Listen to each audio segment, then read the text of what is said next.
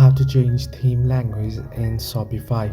Hello everybody, welcome back to my channel. This is me, Smith, and today I'll guide you easily on how you can change your Shopify theme language. Well, the process itself is pretty simple. Unfortunately, I'm unable to show you here itself because my store isn't activated. However, I'll just be guiding you through. In order to change your theme language in Shopify, simply you want to go to your Shopify admin, then you want to navigate to online store option. Under it, navigate to themes, actions, and then edit languages.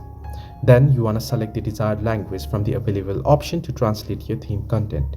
You may need to use a translation app or manually edit text within the theme depending on your chosen theme's capabilities. So this is how you can easily change theme in Shopify, the theme language. Hope this video helped you. Do like and subscribe, and do not forget to leave a comment down below if you have any further issues.